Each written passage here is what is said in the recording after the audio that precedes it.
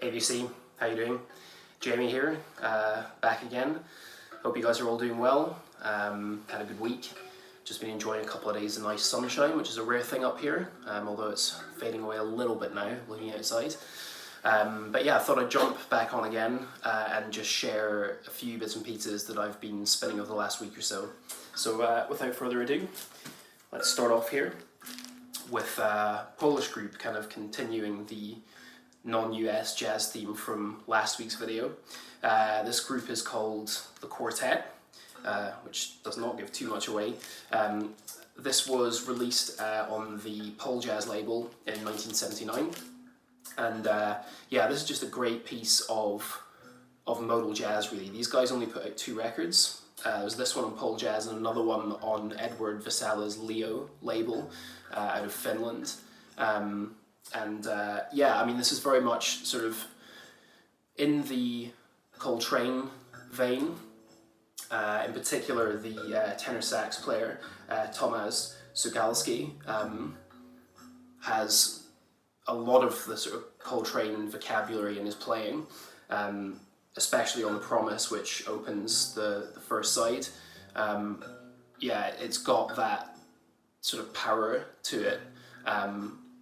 That dynamism, and yeah, I mean, it's a great piece of modal jazz. I mean, reading about this, there is a rumor that they were all set to be signed by a fairly major US label at the end of the 1970s, turn of the 80s. They toured the US and they had a stint at the Village Vanguard in New York. And yeah, we're on the cusp of being signed, but decided they were going to move back to Poland instead. And I think that's very much a case of what might have been with these guys. However, if you can find this, massively recommend you check it out. Yeah, as I say, just some brilliant European modal jazz. Okay, this is the drummer Warren Smith with his group, the Composers Workshop Ensemble, which he put out in 1972 on Strata East, great Strata East label. This is maybe not a record that's typical of that label. Most people would probably associate it with, I'm not going to use the S word, but that kind of Afrocentric, politically engaged, independent black jazz of that period. It's not quite in that vein in terms of the instrumentation and the themes, but it's a great record nonetheless. On this you've got Johnny Coles on trumpet, Warren Smith of course on drums, and Howard Johnson, who plays tuba and baritone sax. I mentioned him in particular because his playing on this I think is actually really crucial to the kind of overall vibe of the record. It's a little in the vein of Mingus, and I say that only in the sense that there is a real embrace of collective improvisation within a group sort of composition, if that makes sense. None of these are these are all Warren Smith originals, bar one piece called Substructure. But yeah, it's not a record that I would say is, you know, a must own on the label, but it's a really good example of sort of larger format orchestration. I think this is it's an octet. I think at most times there's 8 musicians on this, and yeah, as I say, it's not an essential on the label by any means, but it's a great listen nonetheless. And there's a track on side 2, Blues by Monk especially, which is a great kind of deconstruction of Thelonious Monk's Blue Monk. They kind of take it apart and put it back together again in a really interesting way. So yeah, Composers Workshop Ensemble, worth checking out. Yeah, so we'll stick in that sort of larger format vein here for a minute. This is the great UK bassist Graham Collier, and this is a record of his called Deep Dark Blue Center. This is his first record he put out on Durham, which is a UK label, in 1967. Graham Collier was the first UK musician, I believe, to ever be granted a scholarship at the Berklee School of Music in California. And he's kind of regarded over here as like the UK's answer to Charles Mingus. I get that to some extent. I mean, he has the same kind of maturity in terms of his handling of a larger group of musicians within a piece. Interviews with him later in life, he actually regarded this as one of his weaker albums, which I find really interesting because I think this is it's a great sort of early UK modal jazz record.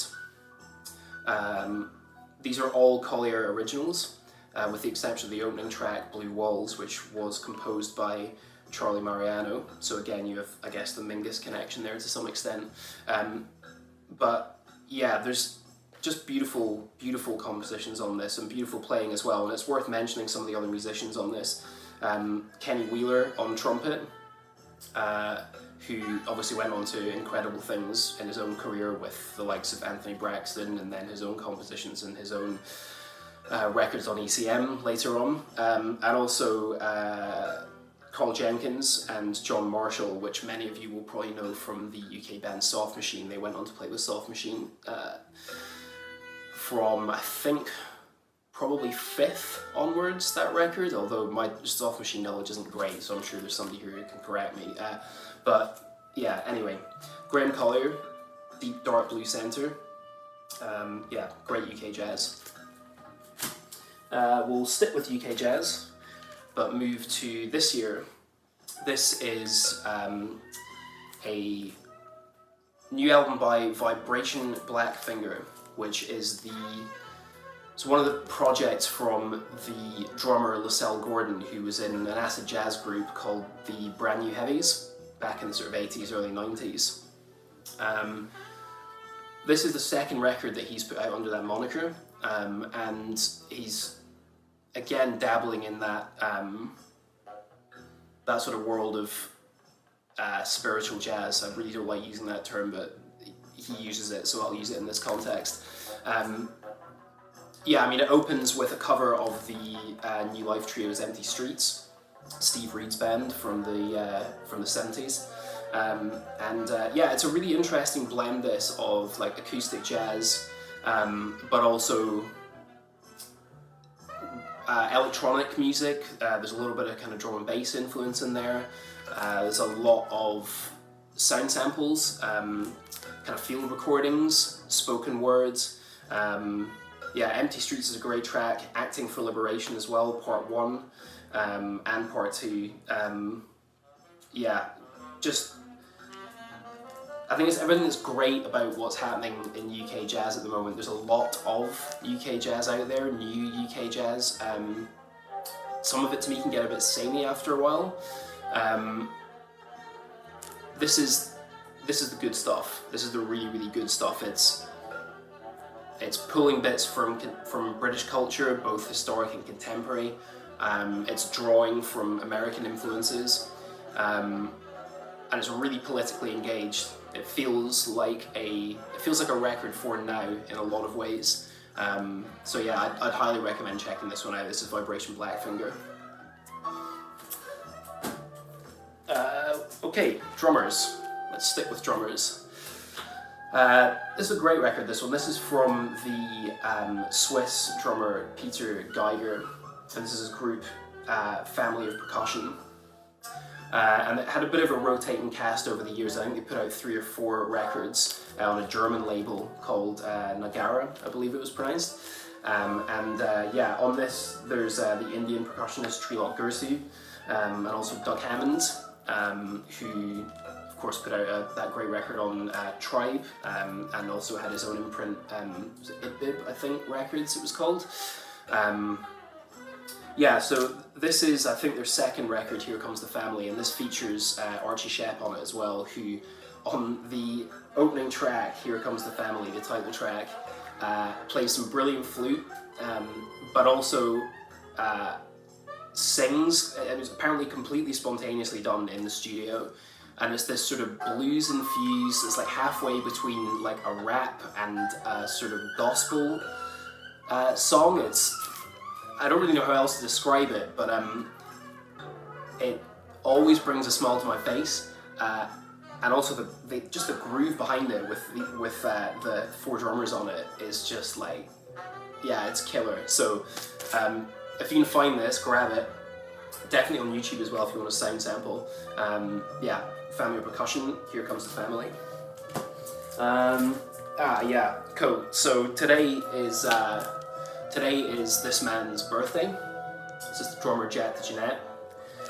Big drummer theme actually here. Didn't quite clock that before. This is I think his second solo record, called Have You Heard, which was originally recorded in Japan in 1970. And then it was put out on Milestone over in the US.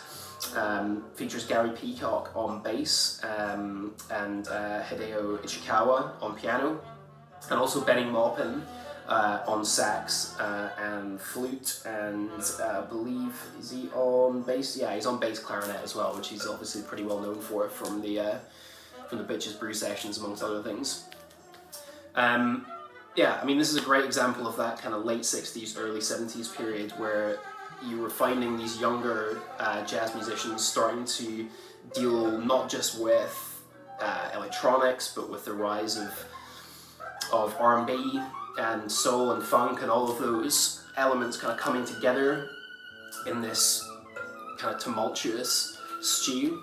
And yeah, it's a great example of sort of electroacoustic post-bop jazz, this, and again, it's got kind of classic Jeanette drumming on it. I mean, I think he once described this sound really aptly as like a washing machine, or like it was like an item of laundry in a washing machine, so it's always turning at the same speed, but that item keeps dropping in different places, and he's got this great churn to his playing. It's really, really distinctive, which, you know, in many ways is as influential on contemporary drummers as someone like Tony Williams, who I think gets spoken about much more as being the kind of major influence for a contemporary percussionist. So anyway, yeah, Have You Heard, Jeanette, and first track on here, Neophilia, which actually is probably like the most reserved in many ways.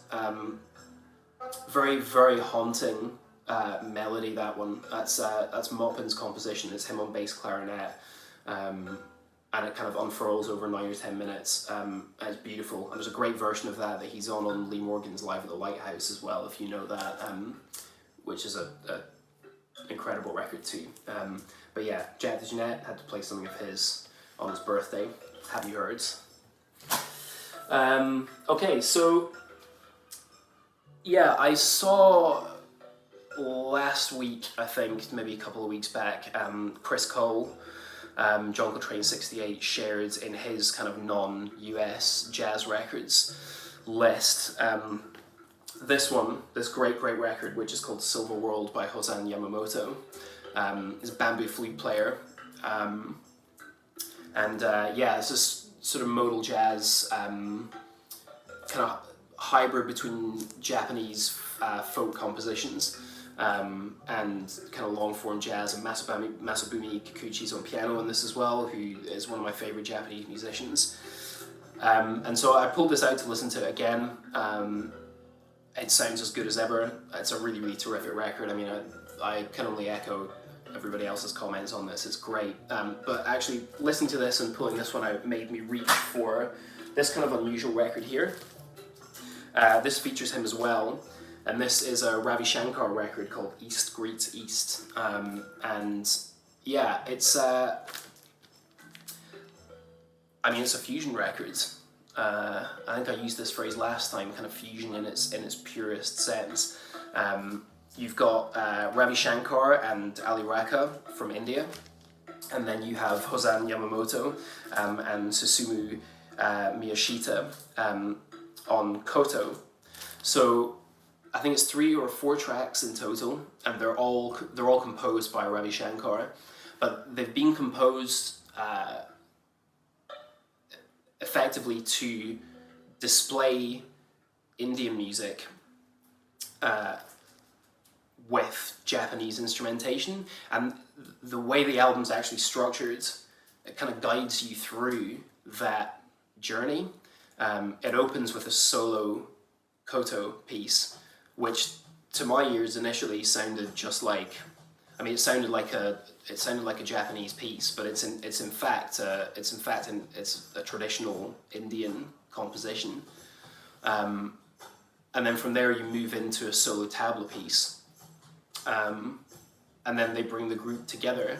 And so yeah, you have Japanese instrumentation and Japanese musicians, and Indian instrumentation and Indian musicians coming together in this language that is, as I say, it's a hybrid, it's a fusion of both of those traditions, and it works brilliantly. I mean, I don't know how easy is this to find. I got gifted this one Christmas. It's on Deutsche Grammophon, which is probably a label you wouldn't expect to see this record on. But yeah, I mean, it's a brilliant example of non-Western music in its many forms. So from there I kind of pulled out another Ravi Shankar record. This is Chappaqua, which he was commissioned by a filmmaker to do as the soundtrack to the movie in the mid-60s. And yeah, there's a bit of a backstory to this one. As Conrad Rooks was the guy that did the movie, and he initially approached Ornette Coleman for it. There's more on that in a second. But the music on it, I think, was probably just a little too much, or it was maybe too intense for him, or I think he said at the time it was too beautiful, which to me sounds a little bit like a cop-out. Because if it's that beautiful, why wouldn't you use it? But yeah, the movie itself, I think it's kind of, from what I can gather, it's almost B-movie level stuff. It's a sort of coming to terms with, I think it's about drug addiction and someone who's really down and out, and it's most notable, I think, for having a lot of cameos in it from the beat poets of the time.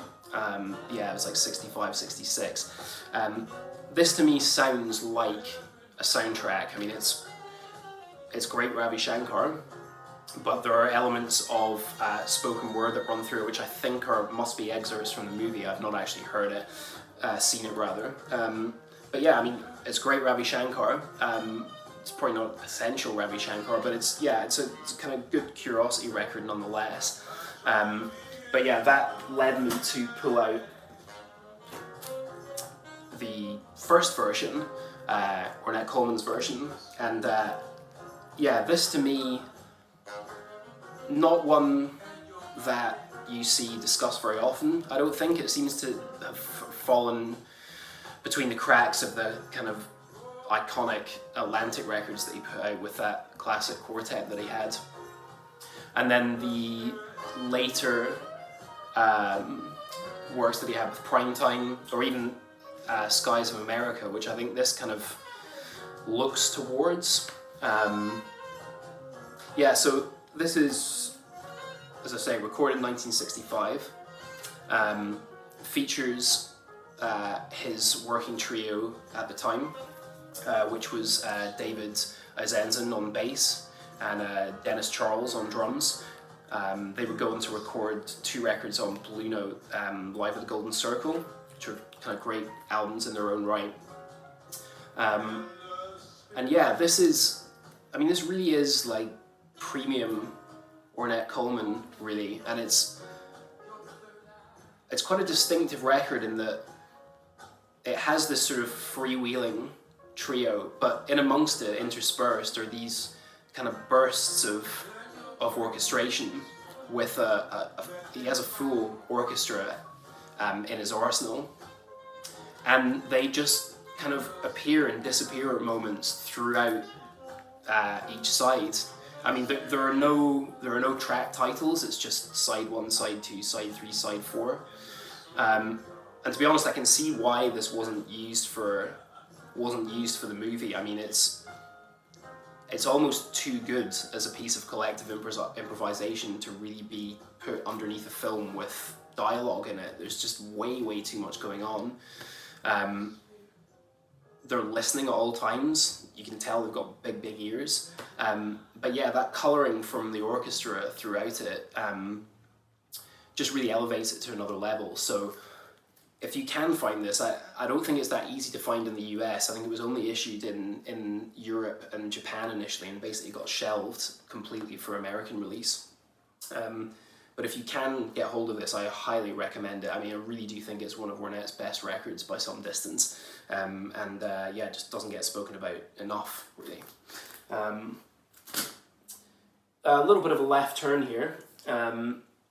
This is the great fusion group Tarika Blue. This is their debut record, which was on Chiaroscuro Records.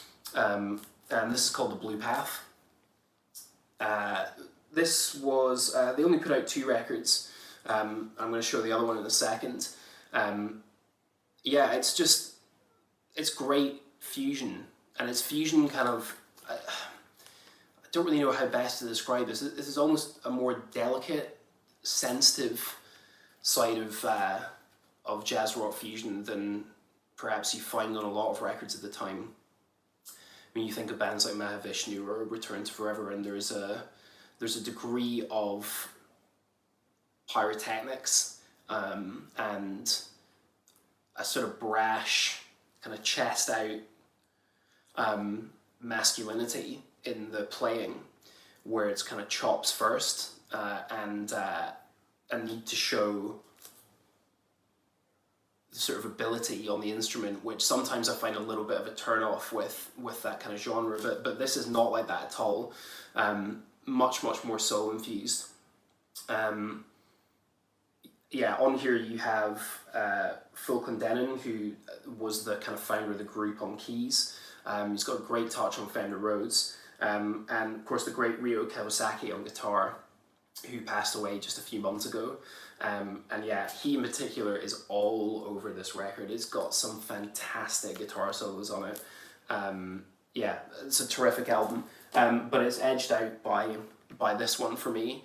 This is the follow-up, which is 1977, self-titled record.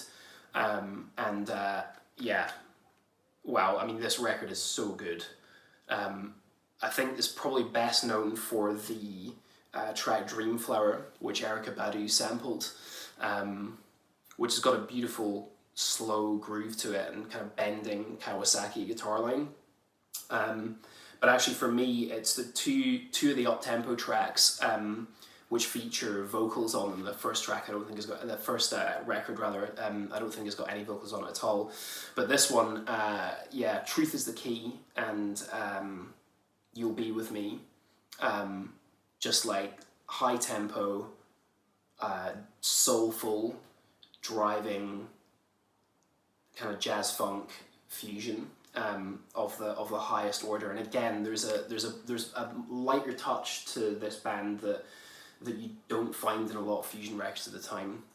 The one exception probably being the closing track, Jimmy, which I assume is a tribute to Hendrix, because that is like, yeah, you can tell it's a tribute to Hendrix. It's heavy, but it's killer. Yeah, so this is a tough one to get hold of, obviously, but it's incredible. I love it.